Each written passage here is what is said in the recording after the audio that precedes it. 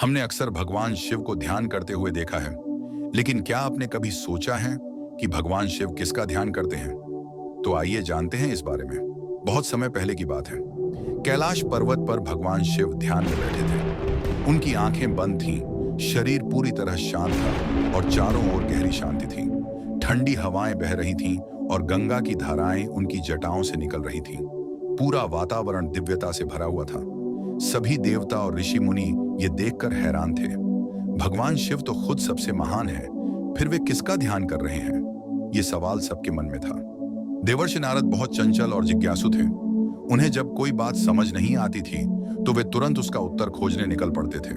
जब उन्होंने भगवान शिव को ध्यान में देखा तो उनके मन में भी सवाल आया, भगवान शिव किसका ध्यान कर रहे हैं? क्या उनसे भी बड़ा कोई है? इसका उत्तर जानने के लिए वे सीधे कैलाश पर्वत पहुंच गए। उन्होंने भगवान शिव को प्रणाम किया और पूछा, महादेव, आप हमेशा ध्यान में रहते हैं, कृपया मुझे बताइए कि आप किसका ध्यान कर रहे हैं? लेकिन भगवान शिव गहरी समाधि में थे, इसलिए उन्होंने कोई उत्तर नहीं दिया। नारद जी कुछ देर इंतजार करने लगे। फिर जब शिव धीरे धीरे अपनी समाधि से बाहर आए तो उन्होंने अपनी आंखें खोली और नारद जी की ओर देखा। उनके चेहरे पर एक शांति भरी मुस्कान थी।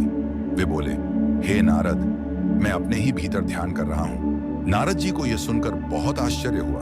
उन्होंने पूछा, स्वयं का ध्यान? यह कैसे संभव है? क्या कोई खुद का ध्यान कर सकता है? भगवान शिव मुस्कुराए और बोले, नारद, यह संसार एक बड़ा भ्रम है। हर कोई बाहर की दुनिया को देखने में व्यस्त रहता है, लेकिन बहुत कम लोग अपने भीतर झांकते हैं। भगवान शिव ने कहा, जब मैं ध्यान करता हूं तो मैं अपने असली स्वरूप को देखता हूं। मैं देखता हूं कि मैं सिर्फ यह शरीर नहीं हूं, बल्कि मुझ में अनंत ऊर्जा और ज्ञान समाया हुआ है।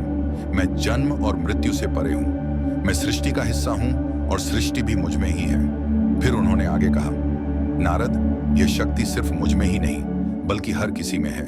तुम्हारे अंदर भी, इस पूरी सृष्टि में भी। लेकिन लोग इसे महसूस नहीं कर पाते, क्योंकि उनका ध्यान हमेशा बाहरी चीजों पर लगा रहता है। जब कोई अपने भीतर देखना सीख जाता है, तभी उसे असली ज्ञान मिलता है। नारद जी को सीख मिली। अब नारद जी को समझ आ गया था कि भगवान शिव का ध्यान किसी और के बारे में नहीं, बल्कि अपने असली स्वरूप को पहचानने के लिए था। उन्होंने शिव को प्रणाम किया और वापस चले गए। अब वे सोच रहे थे, अगर इंसान खुद को ठीक से समझ ले तो उसे दुनिया की सारी उलझनों का हल मिल सकता है। इस कहानी से हमें क्या सीख मिलती है? हमेशा बाहर की दुनिया को देखने के बजाय हमें अपने भीतर झांकना चाहिए।